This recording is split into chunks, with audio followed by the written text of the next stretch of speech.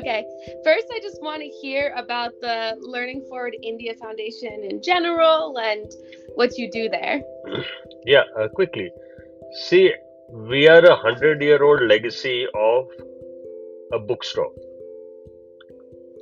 Cool. So in 1923, we set up a bookstore, and every 25 years in our business, we've had to reinvent ourselves to be relevant to times, as they say. Yeah. So first 25 years were before India's independence. So we were selling English books to the English. That was easy. Then came next 25 years. English was not really much of a favored language for learning for us, despite the fact British gave it to us 200 years back. But still, for people to read English books was a tall order. So we focused on selling to institutions which were being built post the partition of India in 1947 when we got our independence. So for 25 years, we sold books to institutions and we did well. Cool. Then we thought that importing books from outside is very expensive, and as book sales had got some kind of critical mass, we started reprinting and publishing in India. So next 25 years we reprinted. So that completes 75 years where we had done selling, publishing, printing, distribution. Then came the new century, 2000. And then we said these alpha, beta, gita, gammas are coming. Perhaps maybe time will come that this business of selling books from old dusty bookshops will not survive. So then we broke the whole place and made a book cafe in 2002. Awesome. So which meant the smell of coffee got footfall to the premises, the bookshop got a new shot of life, and suddenly people discovered that a fancy bookstore in the middle of a cafe or a cafe in the middle of a bookstore helped both ways. So people rushed in here to buy coffee, and then when the coffee was being brewed, they had time, they bought books. And when they were buying books, they were going out, the coffee smell got their nostrils, they bought coffee. So for 25 years, we bought books and coffee. Now what? 100 years done. And book selling is getting stressed as a retail model because of competition from e-commerce. So we said, okay, here we come. We will give you an experience which you've never got anywhere. And today, a product doesn't sell, but experience sells. Slooh is an experience, is not a product. Let's be very honest. Exactly. Telescope is a product, while a curriculum which you have, a booklet or a manual is a product, but Slooh is an experience. Yeah, that's what's so so good now about it, I think. now the Learning Forward Foundation said that how do we keep up this legacy of the bookstore when I have no successors, number one. And number two, we cannot be flogging ourselves as a business because people look at a social wealth creator in a better light in today's world. So we said we will transition the entire business into a foundation. And that's how came the Learning Forward Foundation. So Learning Forward Foundation has now got three things. One, it has a cafe, it has a bookshop, and it has a social space. The focus of the social space is reading, writing, and speaking. So if you want to read, you come here. You want to write, you come here. You want to speak, you come here. So there is typical like conference facility. We have a little library. We have modern conference aids, right from cameras to Wi-Fi, a nice comfortable sitting space, a little kettle there. You want to heat some water, good drinking water, and you press a button. We serve you coffee from the cafe. You press a button, we serve you books. But the challenge is our library books you can't take out. You can only take out books bought from the bookshop. That is the challenge. Got it. Okay. So, and you can't bring in any food into the social space because that social space, you have to drink coffee from our cafe. And rights of admission reserved.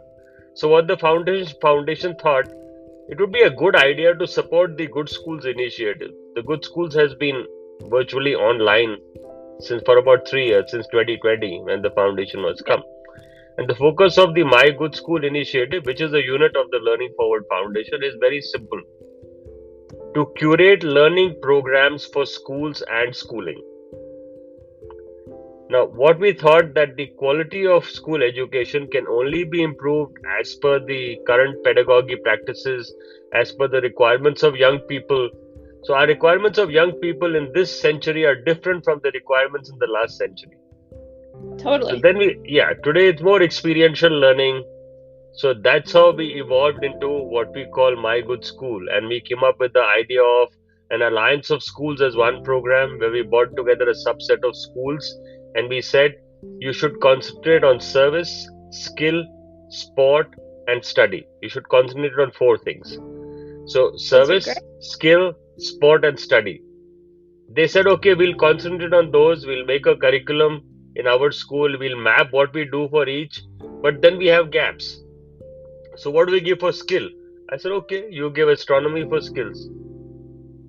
So what do we give for service? I said, okay, we'll create an internship program. Let the foundation be run by students and teachers as volunteers, and we'll reward them whichever way they feel rewarded.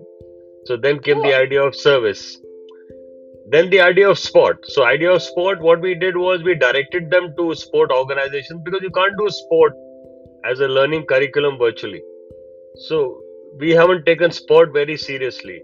And finally, the idea of well being and the idea of offering them add ons to the curriculum or what we call co curricular, that's the evolution of Learning Forward Foundation. So, Learning Forward Cool. Foundation, which is on the rock or on the brick and mortar of a bookshop, is actually sitting on top of us at the moment.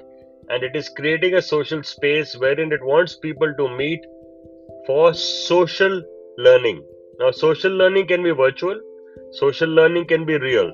So, our Yeah. focus essentially is using social media, using social space to take learning forward. Totally. That's awesome. It sounds like such an amazing foundation. I feel like social Good learning fun. is so important. Yeah. What types of schools do you partner with? And like what ages? Is it mostly Yeah. high school students? When we started, we had no idea what we should do. So we said we'll open to the whole school. Then we figured out that if you're below 9 plus, it's tough for you to navigate online. Yeah, So we said, I okay, agree. our starting years will be 9 plus. And then we said, what will be the upper end? Then we realized we had people 60, 70, 75, 80. We had an 83-year-old who reads. So we said, okay, we'll make the school for 9 plus to 90 plus. So that created a learning space which is lateral, where you can do peer learning. It created a top-down learning space and it created a bottom-up learning space. So your learning became 360. You could learn from a younger person, you could learn from a person by your side, and you could learn from an elder person. Yeah, it's so good to connect all the generations. Yes, like absolutely. But when we went to school, we realized that this is out of real life use. We realized that our median is 9 to 14 plus. Okay. So 9 plus is a very curious age, and 14 plus you get into the humdrum of life. Then you can't potter around and go stargazing and book reading and listening to music. Then you have other things which come in your way. Totally. So now what we have figured out that 9 plus to 14 plus is the stage to work with. That's where we are today. Okay. I agree. I taught 10-year-olds 5th grade last year, and they were all very curious and excited about everything you threw at them, which was nice. Yeah, that's all you need actually. You just need 10, and that's how the internship program evolved. If you look at it very curiously, our best performing intern is an 11-year-old. She sits in the board meeting. I'm sure Michael has met her. We have a 14-year-old intern, we have a 12-year-old intern, and we have two interns who are 14 plus, one 12 and one 11. These four interns sit in the board of the foundation today. That's amazing. They are special invitees, and they are the program managers. Because they are the ambassadors, they are the champions, they are the ones who will tell their friends, hey boy, let's control the telescope and go together on some social astronomy.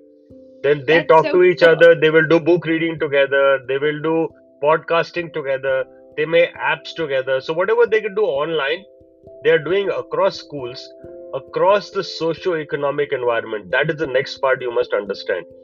These children are from rural schools, they are from city schools, they are from elite schools, they are from special schools, they are from schools who need support and schools who can support. So that's the beauty of this My Good School. The diversity, inclusion, and belonging in My Good School, which is supported by the foundation, is huge. And that's exactly where, yeah. That's why when I met Michael in 2019, we started with a pure rural school which also had limited hours of electric supply, power supply. So that's where we started. It was so difficult, but Slooh made it Yeah. very easy because the teachers there, the students there just took it by storm, which was an experiment at the Fab India school. So our start Oh, in India was from a rural school, which is really cut off way beyond in deep Rajasthan. And finally, wow. hopefully, we slowly ended up in city schools, and now I'm talking to you. And now it keeps going. Yeah, that's my next question is I want to hear about your experience with Slooh and how the schools that you've partnered with have responded to Slooh and used Slooh. Yeah, I think first thing which Slooh makes us do is to think. And whenever we introduce Slooh in a school, whether it's a rural school or an urban school, we realize that it adds to our mission of critical thinking.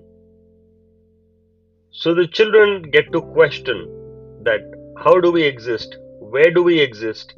Why do we exist? And that's the first thing that happens. So Yeah. They need it's that. particularly good for introvert children, I find. Children who are introvert, I find them Slooh really makes them go to the stars, honestly. I know Yeah. I have two classic examples of children who thought they were nerds, but when their parents realized that look what depth they are studying in and what they are doing, that made Slooh very special for them. It found them a new Yeah. meaning altogether, absolutely. I agree. I think it's so important to get that big picture perspective, especially because if you're maybe struggling with something small or internal, you can kind of be like, okay, let me step back and look at the universe and learn about it. And there's kind of a comforting thing there too. Yeah, 100%. And that's the key. I mean, if I look at it this way, it opens your mind. So when your mind opens, we have the 6 C's of My Good School, where we talk of critical thinking, where we talk of citizenship, where we talk of communication skills. So when I look at all these things and I look at Slooh, what Slooh really gives these children, it gives them the connect first. After the connect, they communicate second. Yeah. Third, it helps them collaborate, and that's when they create. So connect, communicate, collaborate, create. It's by the alphabets in the dictionary. If you don't connect, you can't communicate. If you can't communicate, you can't collaborate. If you can't collaborate, you can't create. Yeah. So that's the Totally. beauty. And that's what Slooh makes you do, which is the engine of a classroom. It's any form of teaching, online or offline, cannot happen till you don't connect, communicate, collaborate, and create. Yeah, I agree. So why do you think a platform like Slooh is so important for the future of STEM education for students? Yeah, the challenge for teachers today is that they have been through the industrial age of learning, where what the book says is what they have told, but they have not seen the world. So, first Yeah. thing Slooh has done, Slooh has given them a macro picture that world's infinite. That's the first thing it does.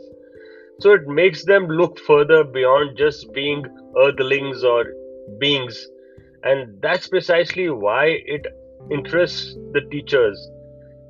There is much more in Slooh. It's not just Slooh. Slooh's got chemistry, it's got gases, it's got environment, it's got the ozone hole, it's got climate change.